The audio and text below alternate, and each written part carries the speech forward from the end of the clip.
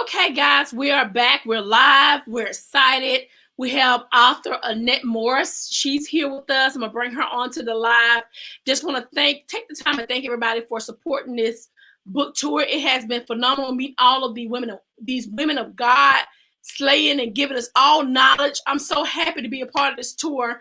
So happy the division God has given me, and it's just manifesting. It's just all kind of women are coming on this live, and just hearing the testimony of why they wrote these books is so inspirational. So I'll bring her on. She's our next guest. All right, come on with this accent. Good morning. Good morning. Good morning. Good morning. Good morning. Good morning. How are you? I am wonderful. And you? I am great. I love your back. Can you tell us more about behind you? What's behind you? I see the Go Getter.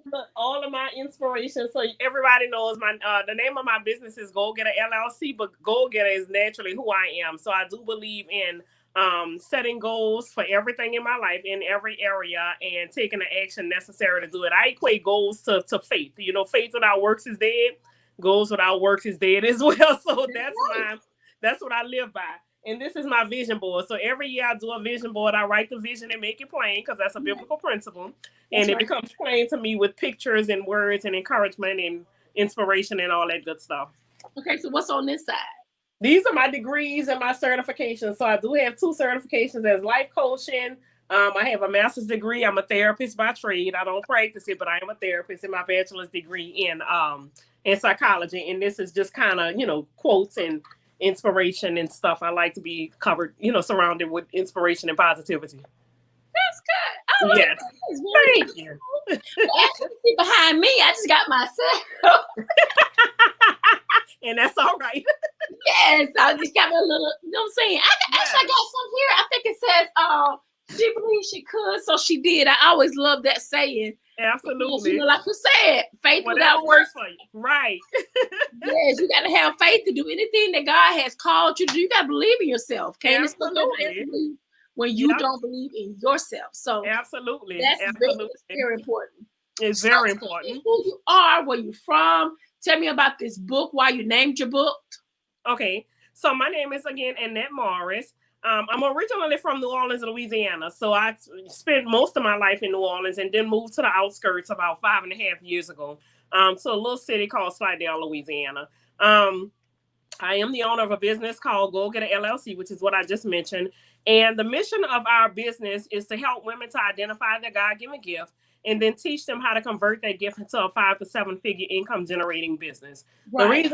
The reason being is because the Bible says the gift will make room for you and bring you before great men. So I totally believe that every stream of revenue that you need to generate in your life to support you, your family, your legacy, whatever it is going to come from your gift.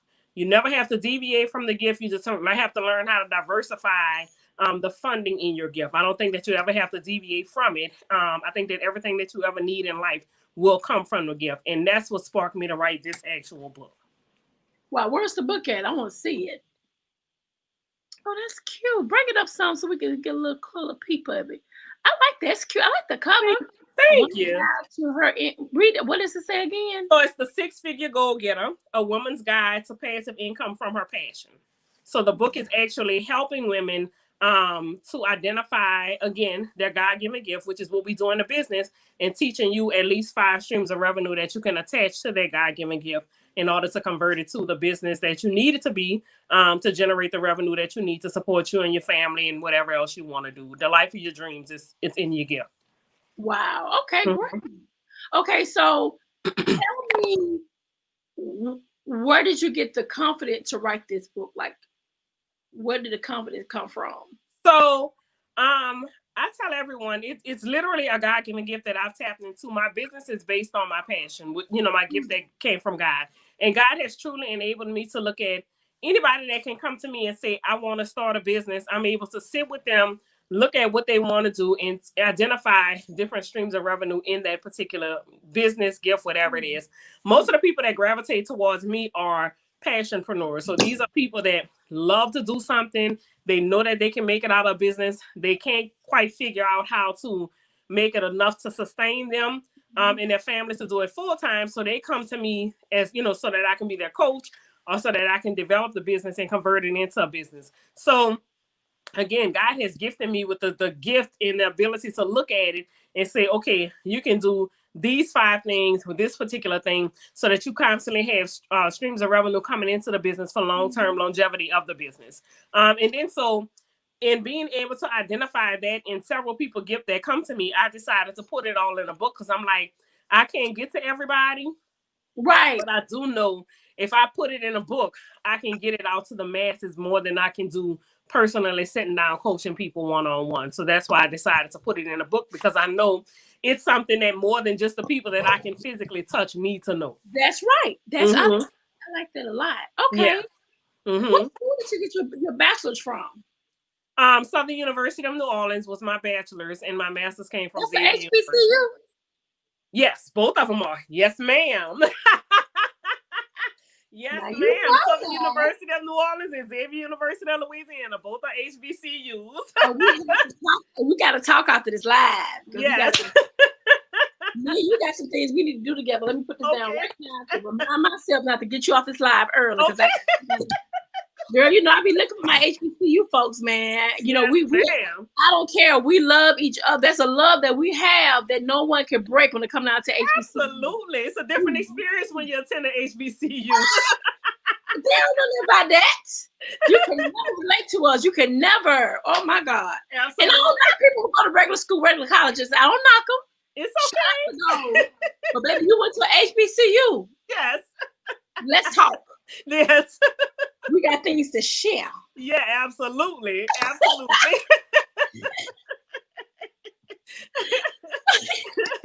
I just keep it 100, girl. I just have to keep it 100. I just love it. Absolutely.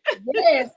So tell me who inspired you? Like, who was the one to say, I got your back no matter what?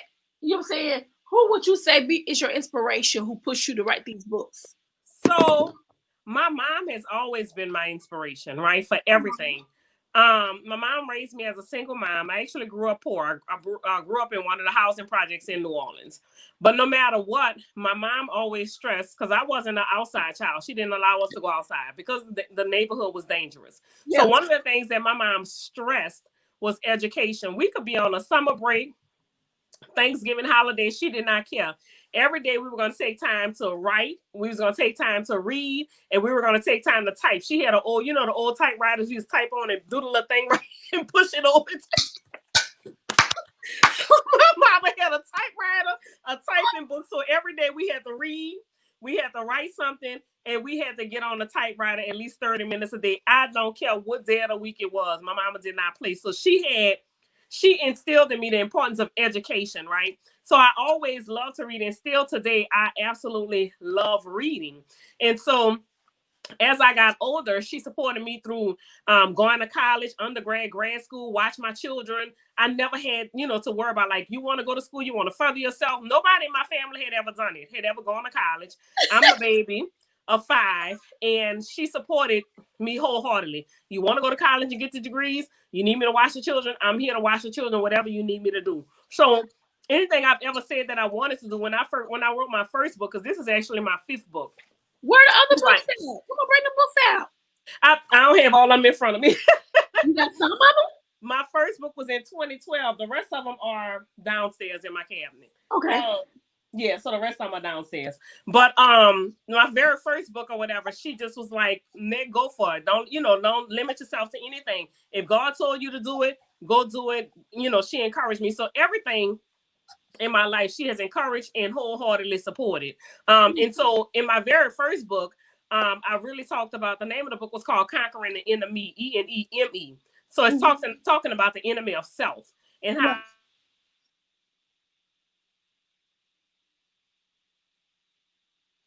I can't hear you. Can you hear me now? Yes. Okay. So you said enemy of self. What else was it? What else you said? Right. So we have self-imposed limitations. In most instances, it's not anybody on the outside that will limit us from succeeding.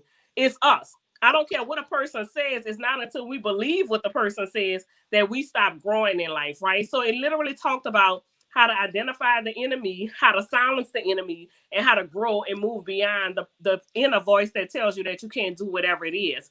And that kind of That because I had so many limited beliefs because of my background, Mm-hmm. you know, so many other things or whatever. We have a lot of different things in our past that we allow to convince us that we're not meant to elevate in life or succeed in life. Oh, because I was born and raised in a project and I was, you know, a child of a single mom and this is that or whatever. I don't think I could grow here. But we have to change the story because that's not the story that God wrote for our lives, right? That's right. Right. It all had a purpose, but it wasn't meant to imprison us. The purpose was so that you could use that as a platform to bring somebody else forward that's in that same situation. That situation wasn't meant to imprison us. It was meant to empower us. Right. Mm-hmm. I like that. I like that. Thank you. So what can Bennett, you wrote all these books, and I didn't even know you wrote. If you go back and replay this, you're gonna see me say you wrote some books. I only knew you had one, so I guess you know Spirit Man are kind of pulling you on some things. But because you wrote all these books, can you speak to someone who is a aspiring author who don't know what to do at this point, but they want to hear what you had to say to help them to go ahead and write? Can you say something special to them? Absolutely. Everybody has a story. That period. Whatever your story is, you have to be willing to be transparent and share whatever that thing is, right? And then allow God to be your guide in order to write it. Because I don't feel like, let me tell you, the very mistake that I made, the very first book that I wrote, right? I started writing without guidance from God. Okay, I'm going to write a book. I knew he was telling me to write a book. So I'm like, okay, let me just sit down and write. And I had 2 tablets. I'm the type of person I have to physically write first and then transfer it over to a computer. That's just that's my process, right? And so I started writing, and one day I got up and could not find either one of the tablets. I had 2 tablets full of content. Yeah. Both of them were missing. And I said, what happened? I couldn't figure out what happened. So I said, well, let me go and pray. And when I prayed, the Holy Spirit revealed to me, you didn't see God before you started writing, right? This is not what God wanted you to write, right? And so still today, this was 2012, I released my first book. I still have not found those 2 tablets. I have no idea where they went. No idea. Isn't that crazy? Right? Yes. So I was like, God just threw them away. He made them disappear. He just threw them away. And so when I started seeking God, he started telling me what I needed to write. And I think that what happened was he may have been trying to tell me at first, and I was uncomfortable with facing the fact that I was my own enemy. Right. So I wanted to write something glorified. And God was like, no, I need you to write this. And so I'm the type of person that think you got to work from a title first and then have the table of contents and all this other stuff. And God was like, just write. And I was like, well, what's the title going to be? He was like, just write. So I started writing and following the guidance of him and wrote the whole thing out and still didn't have a title. God gave me a title at the very end. And then I had to go back and read the book to make sure it matched with the title. So a lot of times if you are a Christian and you're connected to God and you know that he wants you to get a message out, you can't separate from the messenger when you're trying to get a message out because again, he's the one that's going to give you the guidance you need to get the message out that you're supposed to get out. So once I reattached to him, then I was able to tell the whole story, pull the book together and everything, right? But I couldn't leave him out the equation. When I left him out the equation, you see what happened to my very first manuscripts. And 2 said they're missing. They've been missing for 8 years and I never found them. So just go with God. Again, he's going to guide you into what you need to write. There's a target audience for whatever your message is, right? Somebody's waiting to hear your story that's going to save them, but you can't do it without God in the equation. It's just impossible. And see, the problem with most people, and it's not even, this cross the board. Mm-hmm. Talk about inspire.